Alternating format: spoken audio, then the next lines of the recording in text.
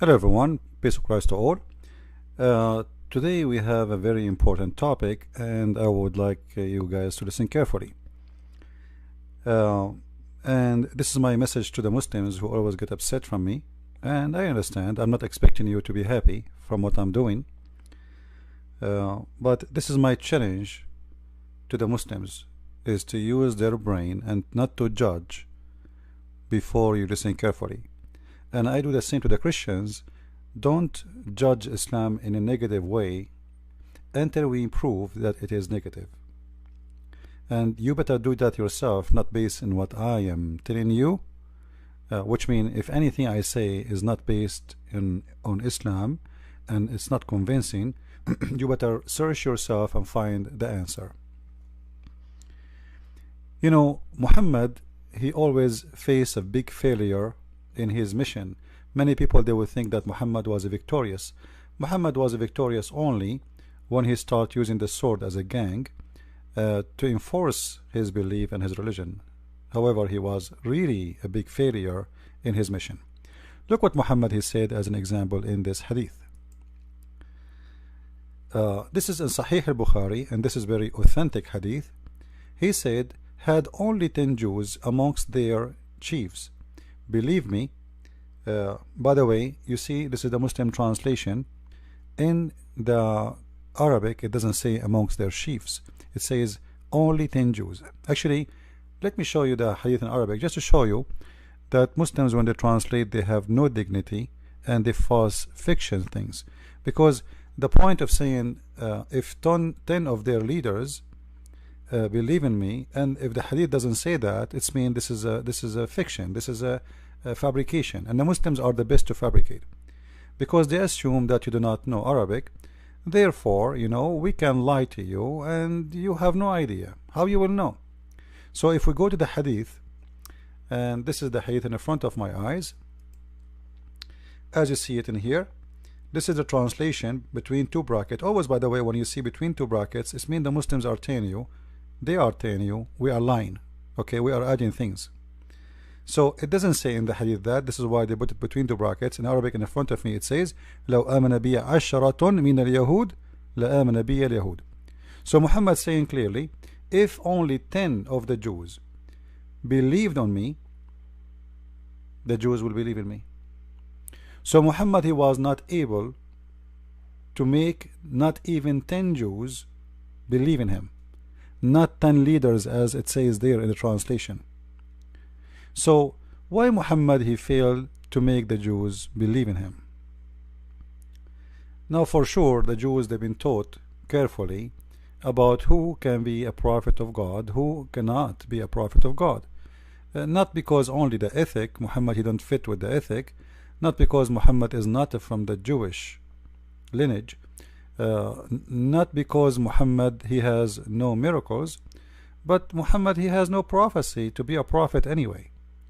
Like, it's funny that Muslims, they call Muhammad a prophet, but there's no prophecy of this man. Actually, all his prophecy became to come a lie, not a true. As we remember in chapter Al-Anfal, verse number 65 and 66, where he said that 10 of you can fight 100, and then we find that was not a true. The Muslim, they went to war and they lost, and then Muhammad he make right away a verse after saying, Allah he found right now a weakness in you, so he enlightened your task. And other false prophecy, when Muhammad he said the moon is, the judgment day is near and the moon is split, and there's no moon split and nobody witnessed that.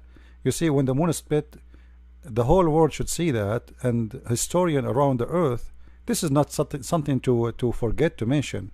This is the moon. And just to remind you, if the moon is split in Arabia, people in Europe, they will see it in the same time, because zone time is very close to each other.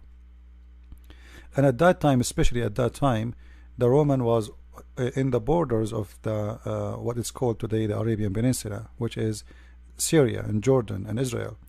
So we are talking about the same location, and yet nobody ever from the Roman or even the Persian or anywhere in the world, or even India. India is not far away from Saudi Arabia, by the way. It's just across the sea. You know, you can go in 6 hours trip in the sea, and you will be in Pakistan. So nobody, no historian ever mentioned that the moon split as the Muslims claim, and then he said the judgment day is near, and you know, this was a false prophecy mentioned 1400 years ago, and still the judgment day is not near. So when Muhammad, he said, if 10 Jews believe in me, the rest of the Jews will believe. Well, that's because there is no reason for anyone to believe in you, because you failed. You fail in every way, in every mean. And today our video is to prove to prove that Muhammad was nothing but a failure, to prove that he is a messenger of his God, who he claimed to be a God, and he could not provide any proof of that. But actually our video is more deep than just proving Muhammad to be a false prophet by a false prophecy. There is more evidence that Muhammad was extremely a false prophet. If we go to the Quran as an example, in chapter 64 verse number 11, you can read any translation you want, and as you know, I don't approve any Islamic translation. However, I use it just so Muslims don't say this is my translation. According to the Quran, as you see in front of me, nothing, no disaster, no bad things can happen to you unless by the leave of Allah. So I want you to keep that on mind. No bad thing ever can happen to you except by the leave of Allah. What does that mean? To make it simple, if a car accident happened to you, it is Allah who made it happen. If somebody kill you, it's Allah who made it happen. If you win the lotto, it's Allah who made it happen. And because this is a good thing, what it's meant here, by the way, it's about the bad and the good, not only the bad. So anything will happen to you, it's by the permission of Allah, which means nothing will happen to you unless by permission of Allah. Now some of you might say, well, I believe as a Christian that nothing can happen to me unless God approve it. This is not really true. You see, God, he created us in this earth, and he, you know, he gave us a free will to do things, and free will mean I can do things without his intervene. So if I want to kill somebody, it's not Allah who asking me to kill him. It's not Allah, or you know, if I am a Muslim, I'm trying to speak to the Muslims. If I'm a Muslim, then in this case you are saying to me Allah is the one who made me kill him. But if I'm a Christian, my God, he will not intervene and make me kill the person. Otherwise, this is mean we Christians don't have a free will. However, Muslims do not believe in free will, and that's what is called destiny. So what we are showing you in front of us right now is something called destiny. It is your destiny. Now many people they use the term destiny, and many people believe in it, even from those who they are not Muslims. But destiny is a false fiction, and it's not exist. For God, he gave you free will to believe or not to believe, to accept or not to accept. This is why Jesus, he said, not everyone say to me, Lord, Lord, will enter the kingdom of my Father, but the one who do his will. So he have a will and you have a will. If you decide to do your own will, which is opposing his will, then you will not enter the kingdom of the Father. So we don't believe in destiny.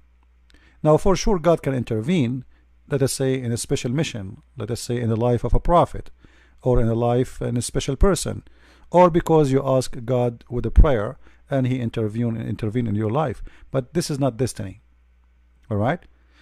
So Muslims believe in destiny, and nothing bad can happen unless by the permission of Allah.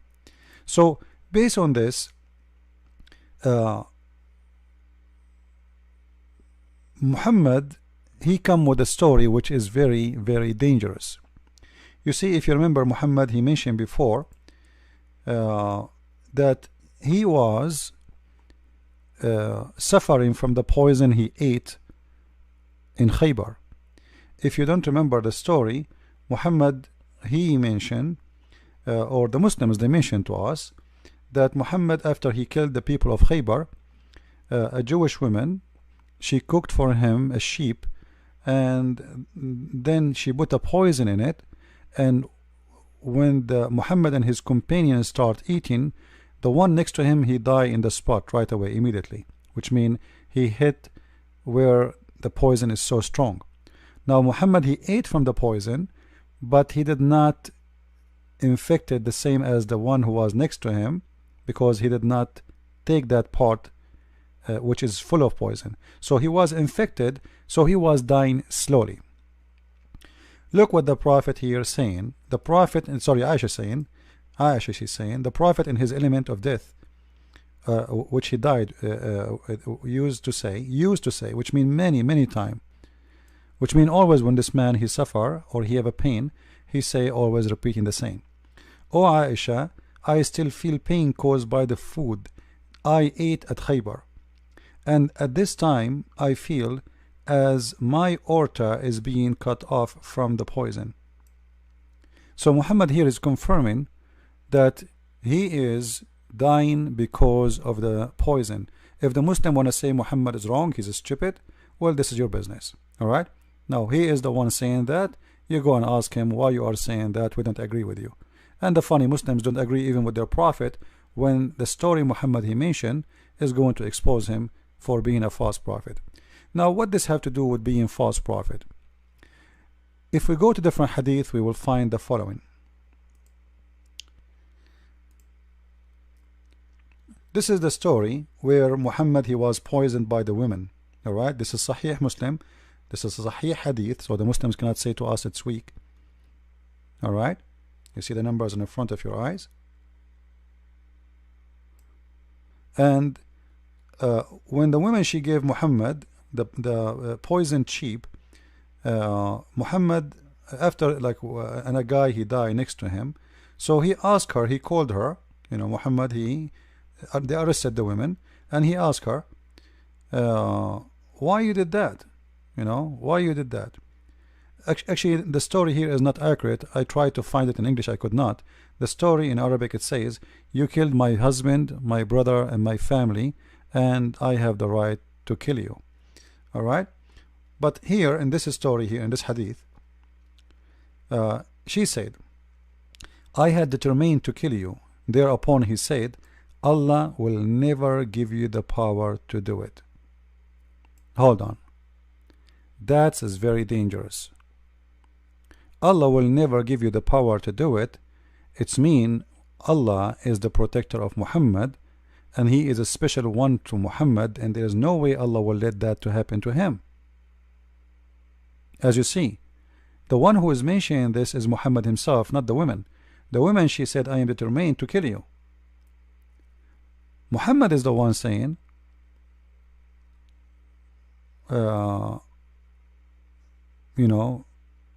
if I am, this will never happen to me, because simply I am a prophet of God. I am protected by God. Now the story here, they have many ending. Like here they say they did not kill her right away, and some story they say she became a Muslim. Some story they killed her. It says they killed her because she killed his companion immediately, based on that poison. So there is many stories about it. All right. Now here, look what it says here, that they are mentioned even in this hadith that Muhammad, he always speak about the poison is affecting his vulva sorry, in his artery, and always he is suffering from the pain of this poison. Now Muhammad, when he said Allah will never allow you, or will never give you power to do it, and then we find this hadith where it says that the food I ate in Khaybar is killing me, the poison I ate in Khaybar is killing me. That's mean Muhammad is he made a false statement in that story there. Do you see what I'm saying? If he is saying Allah will never allow you to do that, but as we see, the result is the opposite. The result is it happened. Obviously Allah, he allowed it to happen, if Allah is exist. Then Muhammad and the Muslims need to explain to us how Muhammad he claimed that he is a prophet of God, and he don't say anything unless it's coming from God, and then he say two things contradicting each other. Actually, the story is more deep than this, because there's many hadith about this story, as we see in front of us here. I will try to make the text bigger in this page. All right, you will see the woman when she killed Muhammad. This is one of the hadith. I see there's many hadith here in front of us. He asked her, why I wanted to kill you. He said Allah would not let you do that. They said, shall we kill her? He said no. Now in different hadith right away it says that they killed her because they have a disagreement about if they killed her or not. Then as you see here, the report differ as to whether or not she was killed. It seemed that the Prophet etc. did not kill her at the first, but then he killed her later. Alright, so in the beginning he did not kill her right away, but then he executed her, alright, for a punishment. Now the question here, the you know, in the story, when Muhammad he asked her, what made you do that? Look what she said. Read with me please. We wanted to know if you are a liar, in which case we would have got rid of you, and if you are a prophet, then the poison would not harm you. That's extremely dangerous. Let me be sure it is more clear for you guys in the screen. Let us do it this way. I'm making the text bigger so you guys can see it better. All right, I hope it's clear.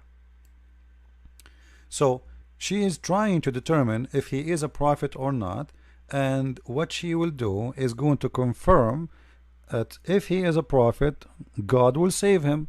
If he is not, we will get rid of this gang, this criminal who killed my family, who killed my husband, who killed my brother, who killed my kids, who killed hundreds of my tribes.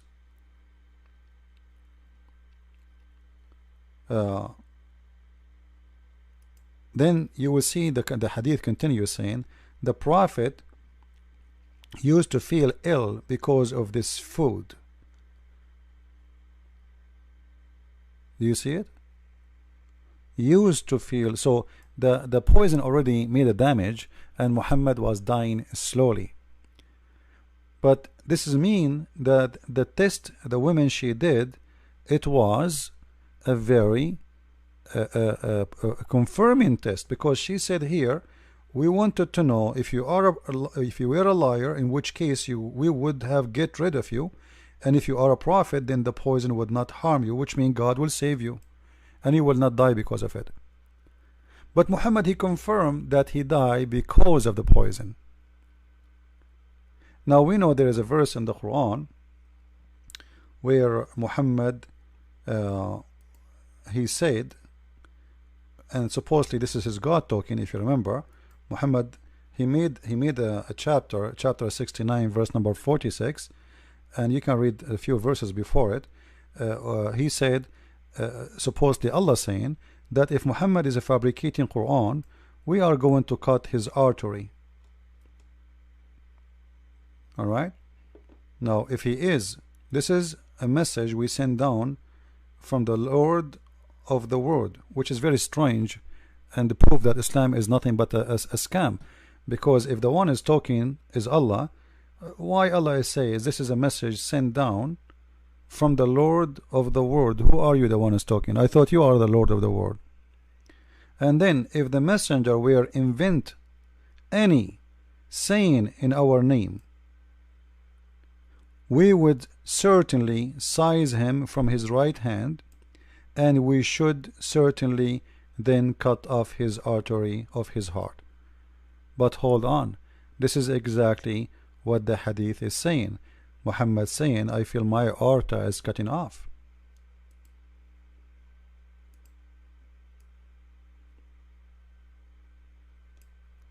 So Muhammad proven to us in every way, in every mean, that he is a false prophet.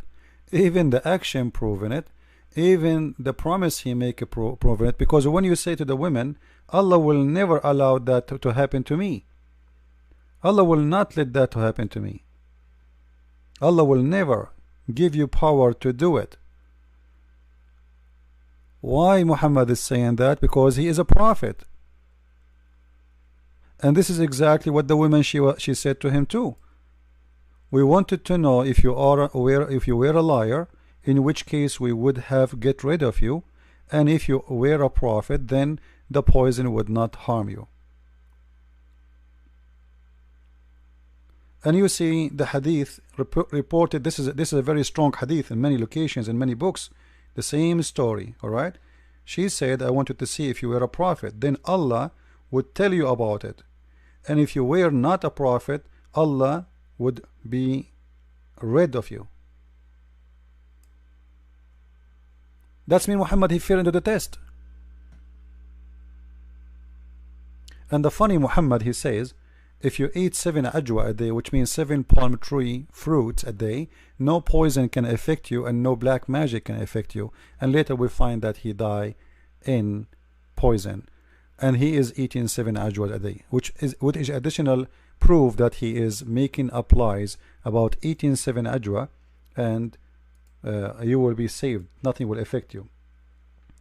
Now as long we prove in the Quran that every bad thing happened to you by the will of Allah, and everything happened to you by the will of Allah, and even Muhammad, he made a hadith about it, as you see in the front of you.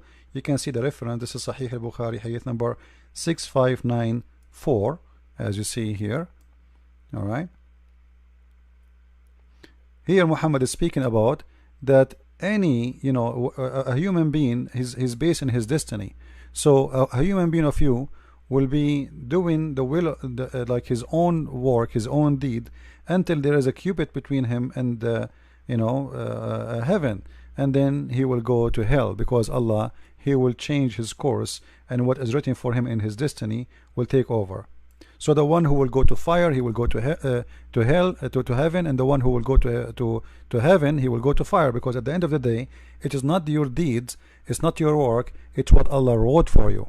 But this is mean that what happened to Muhammad, as we showed you in the Quran, that no bad thing, no harm can happen to you unless it is the permission of Allah. That's mean the death of Muhammad happened by the order of Allah.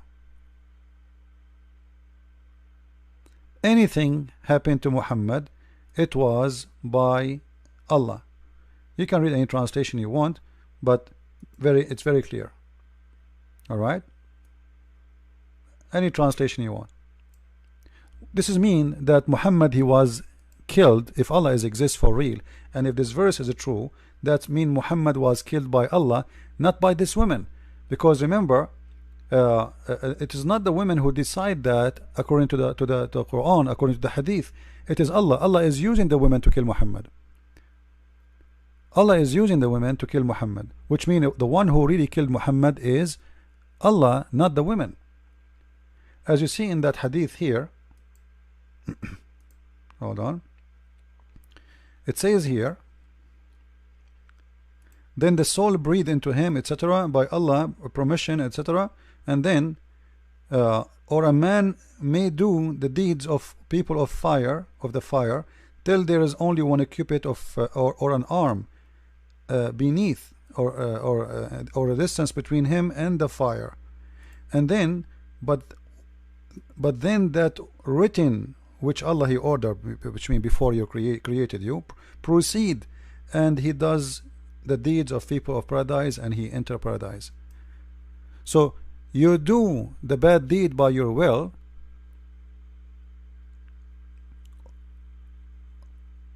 what is going to take over is the good deed of Allah will take you to heaven. Why? Because Allah he decide for you where you will go. Are you getting the point? So all the first bad deeds you did is going to is gone, because simply Allah is going to overwrite your deed, because he wrote a destiny for you, and as long his destiny is you go to heaven, then he suddenly you will start doing things will take you to heaven. So doing the good things here, it's not was not your own permission, it was Allah destiny. Same, you will see that the same person who was going to go to hellfire, to heaven, you know, he will go to hellfire then. And the man may do the deeds of people of paradise till there is only one cubit between or two between him and paradise, then that is written proceed, he does the deeds of the people of fire and enter it. So the question here, as long it is the destiny of this woman to kill, as long there is no bad things can happen to any Muslim unless it is the permission of Allah, as we see here.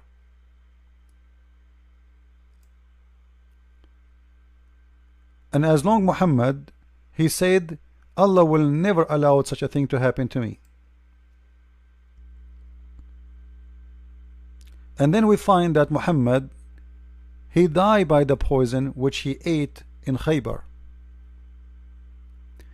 All of this proved that Muhammad is a false prophet, especially even the poison itself was given as a test to see if he's a prophet or not. If this guy is a prophet, he's not done with his mission, you know, he's a prophet, he have to continue, then there is no way Allah will allow me to kill him.